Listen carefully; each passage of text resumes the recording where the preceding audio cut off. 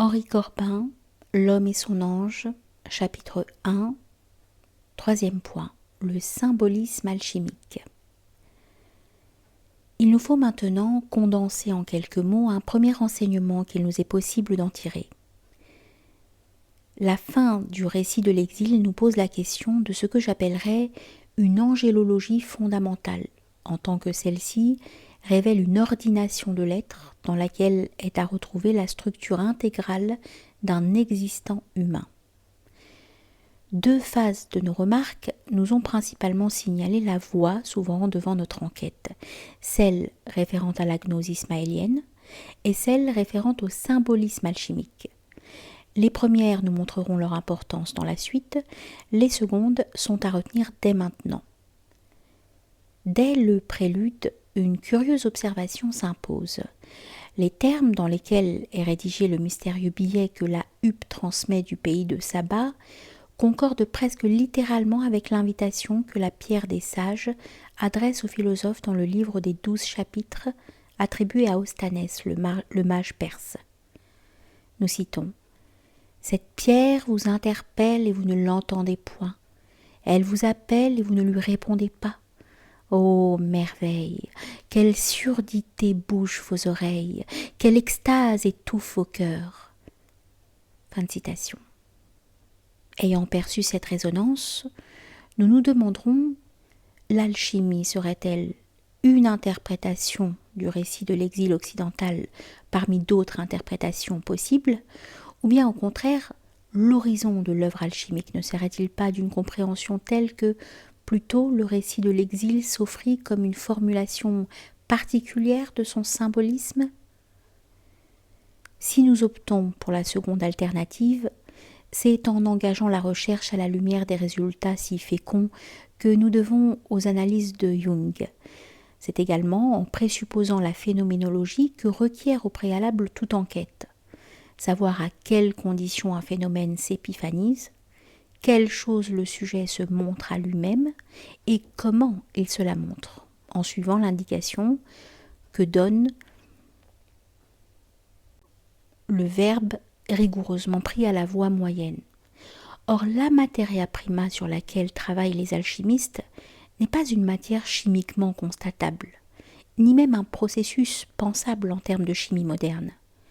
Il s'agit essentiellement d'un phénomène psychique. Si l'on l'interroge sur l'organe essentiel de l'opération alchimique, celui par lequel elle se révèle à soi-même son phénomène, nous savons que cet organe était désigné par les alchimistes latins comme imaginatio, nullement au sens vulgaire que le mot imagination a en français, qui signifie plutôt fictif, irréel, mais précisément imaginatio vera et non fantastica. Cette imagination au sens vrai est la capacité de produire un monde au sens même où toute la création est une imagination divine, comme pouvait l'entendre un Bohème ou un Novalis. Elle réalise les choses qui extra naturam sunt, qui ne sont pas données dans notre monde empirique, dont il n'y a pas d'expérience sensible. C'est pourquoi Jung lui reconnaît une nature d'archétype a priori. Cet organe et ce monde sont représentés dans le récit soravardien par la huppe et le pays de Saba ou le Yémen, ou par la position du soleil au méridien. Le processus de cette imagination est une méditation active, prolongée et créatrice, immensa diuturnitas meditationis, selon Rieland, qui a le caractère d'un dialogue intérieur, colloquium internum de l'homme avec soi-même, avec Dieu ou avec son ange. Or, la structure du récit d'initiation soravardien est essentiellement ce dialogue, aussi bien les conditions auxquelles nous faisons allusion précédemment et qui motivent le symbolisme de ce récit, parce que l'évidence théorique est toute faite des œuvres dogmatiques ne pourrait produire l'entrée effective dans la voie. Ces conditions sont-elles identiques à celles qui imposent au magistère alchimique son secret et son symbolisme, parce qu'il consiste en la relation avec les puissances invisibles de l'âme. Le fruit de cette méditation pourra être désigné comme sublimation de la pierre, volatilité, ou comme ascension au Sinaï. Le monde où il éclot n'est ni celui d'une matière existante en soi, ni celui d'une forme abstraite, mais ce royaume psychique des corps subtils, qui est le monde intermédiaire, l'Orient moyen se rendant présent à une appréhensio aurea, qui a la nature de l'or. De façon plus précise encore, quel est ce fruit ? C'est la transmutation psychique que produit d'elle-même et en elle-même l'imaginatio vera, comme étant la quintessence, un extrait concentré des puissances vitales, physiques, corporelles, aussi bien que psychiques. Cette imagination créatrice est, selon l'expression de Ryland, astrum in homine, celeste sive supra-celeste corpus.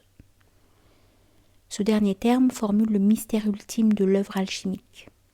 L'imaginatio vera, comme subtil corpus, corps subtil, est à la fois l'organe et le fruit de sa propre hiérurgie. Elle doit produire à l'acte le corps transfiguré de la résurrection, celui que l'alchimie chinoise appelle corps de diamant. L'enfantement et la pérennisation du corps spirituel psychique, c'est cela la naissance de l'homme pneumatique. Le travail le plus fécond que l'on entrevoit ici serait une exhumation des textes aussi complète que possible qui permettent de mener synchroniquement l'étude de la tradition alchimique latine et l'étude du symbolisme alchimique en Orient et Extrême-Orient. Pour ne mentionner ici que l'Iran islamisé, on constate que le grand maître du soufisme à Kerman au XIVe siècle, Shah Ni'matollah Wali, à qui remontent la plupart des groupements soufis de l'Iran actuel, annote de sa main son propre exemplaire de Jaldaki.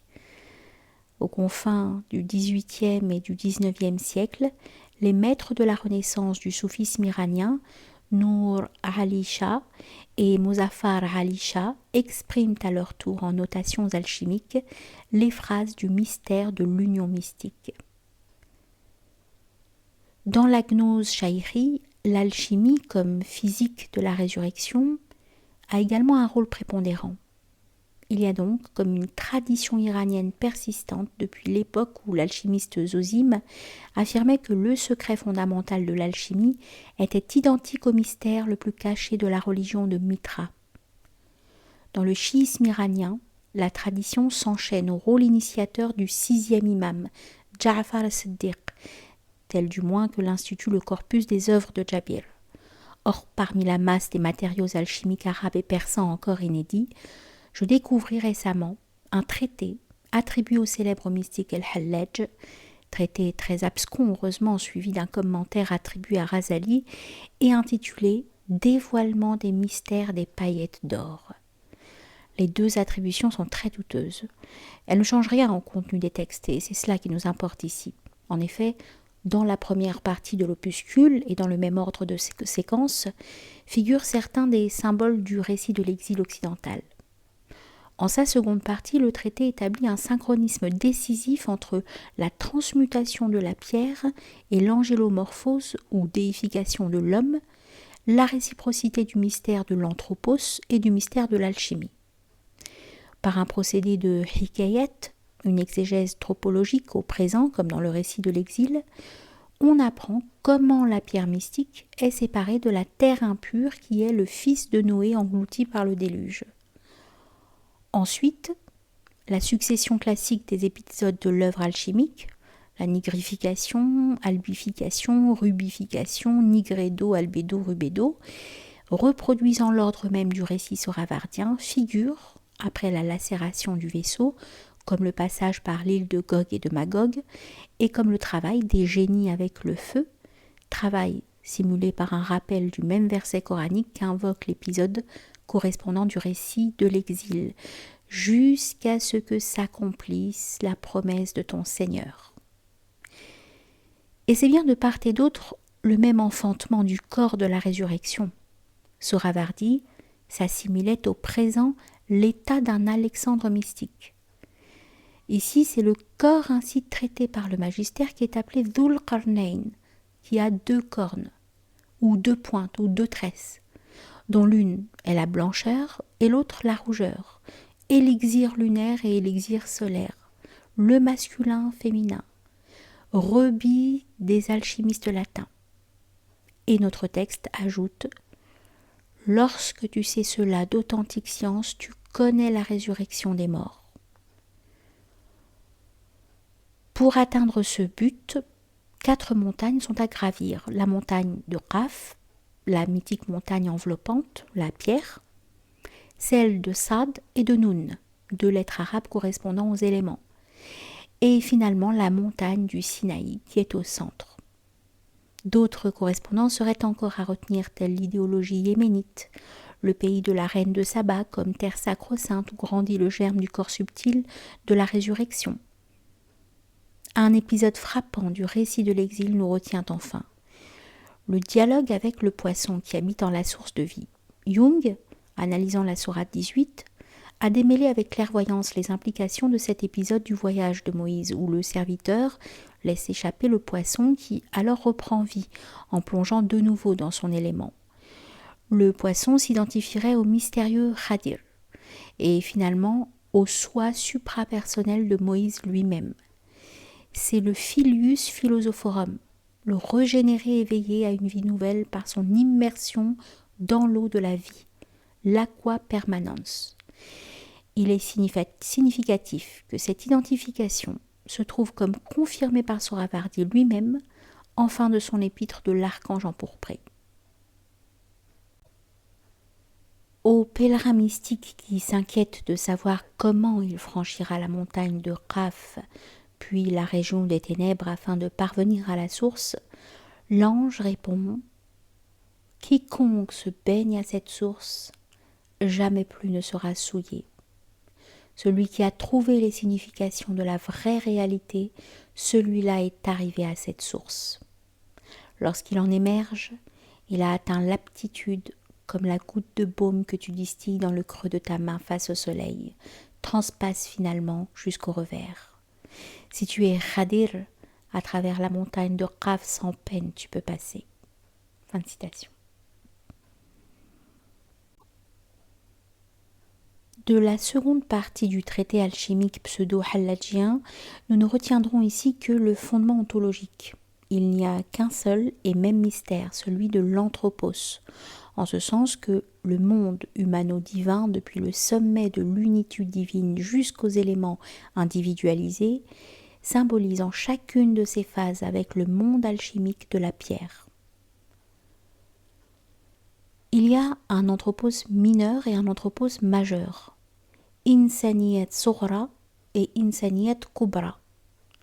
L'humanité mineure, c'est l'aptitude à recevoir graduellement la gnose. L'humanité majeure comporte 2 degrés. Un degré qui est la divinité mineure, Ilahiyat Soghra, première participation angélomorphique, aptitude à recevoir l'ensemble des noms divins, ce qui alchimiquement est le moment de la lacération du vaisseau, la dissolution par l'eau et le feu, lorsque par le magistère la pierre devient apte à recevoir l'effusion de l'élixir lunaire, et deuxièmement, à son tour, ce degré marque l'aptitude à recevoir l'élixir solaire, lequel désigne alchimiquement la divinité majeure, Illahiyat Kubra.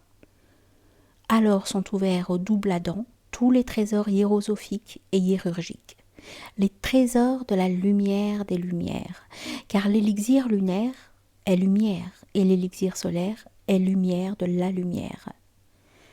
Mystère de la résurrection. L'annonce de la transmutation alchimique est par essence une annonciation eschatologique. Et c'est pourquoi au début du récit de l'exil, Sohrawardi pouvait référer à la montagne du Sinaï comme à la grande épreuve. Ainsi nous sommes ramenés au terme et principe du récit de l'exil occidental. Ce que nous en avons dégagé finalement, c'est que la réunion du moi occidental enténébré et du moi oriental de lumière est l'événement eschatologique qui ne peut être anticipé par la conscience qu'en de fugitives atteintes. Ce dont nous a instruit l'expérience alchimique, c'est de son lieu et organe, imaginatio vera, dialogue intérieur, et de son fruit, le corpus subtil. Dialogue intérieur qui donne l'être en l'imaginant. Créer celui que les alchimistes latins appelaient infans noster et le fait traverser, pareil à la goutte de baume, la montagne de Qaf pour atteindre à la source de vie et au Sinaï. Les dialogues soravardiens exaucent la vision à un horizon plus haut encore que celui de l'homme et son âme. Ils posent le motif de l'homme et son ange. Dès lors, si la réunion à l'ange est le motif eschatologique, il convient d'en approfondir l'essence. Qu'est-ce que l'homme et son ange ? Soravardi, aussi bien que les alchimistes, ont encore beaucoup à nous apprendre sur ce point, dans le motif de la nature parfaite. Et si la réunion avec l'ange est l'événement de l'eschaton, il convient d'en saisir l'archétype principalement là où la réunion au double céleste constitue par excellence l'eschatologie, l'accomplissement final, à savoir dans l'eschatologie manichéenne et masdéenne.